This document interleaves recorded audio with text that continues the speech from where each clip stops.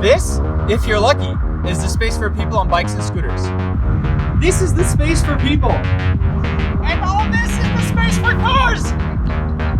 We're in the midst of an unprecedented crisis, living in a way we could not have imagined just a few weeks ago. Many of us lucky enough to be housed and are confined to our homes indefinitely. But as street traffic disappears, some cities have responded by repurposing street space in very creative and unexpected ways.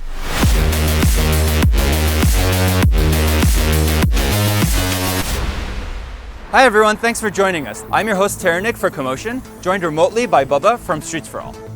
Millions around the world don't have access to a car and rely on buses and subways to get around.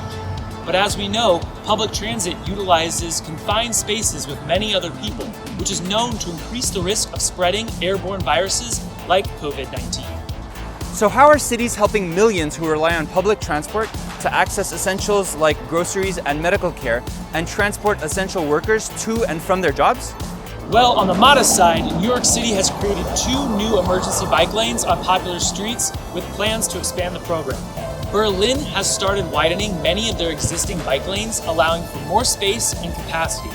And even more boldly, the capital of Colombia, Bogota, has installed 47 miles of temporary bike lanes, 13 miles of which were implemented overnight. So why bike lanes for a pandemic? Health experts recommend cycling as one of the most hygienic modes of transportation since it's outdoors rather than in confined spaces, and riders typically keep a distance of at least 6 feet apart. That might be why New York City has seen a 67% jump in ridership for its bike share fleet, and Chicago's has doubled during the pandemic, even as the number of overall urban trips has plummeted. Even celebrities are jumping on board. This isn't the first time bikes have taken on such an essential role in large-scale crises. From Hurricane Sandy to the 2003 blackout in New York, to Mexico City and Tokyo after the massive earthquakes. And during the 1973 oil crisis, the Netherlands responded by starting Car-Free Sundays, a movement which decades later is credited for creating one of the most cycling-friendly cities in the world. But transportation isn't the only reason cities are rethinking the designs of their streets right now. As people adjust to being in quarantine, working from home, or even being unemployed, city residents are flocking to outdoor spaces to maintain their physical and mental health. But cities have begun restricting access to parks, trails, and beaches due to concerns of overcrowding and proliferating the virus. This leaves people with fewer options and has led people to crowd many neighborhood sidewalks.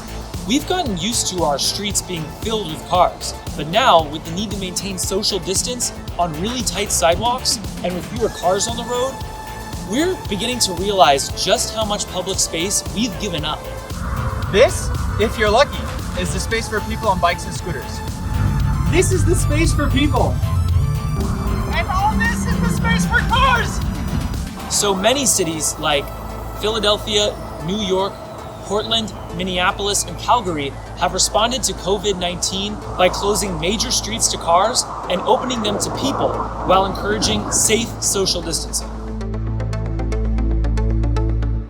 See a critical need for open streets or bike lanes in your city or neighborhood?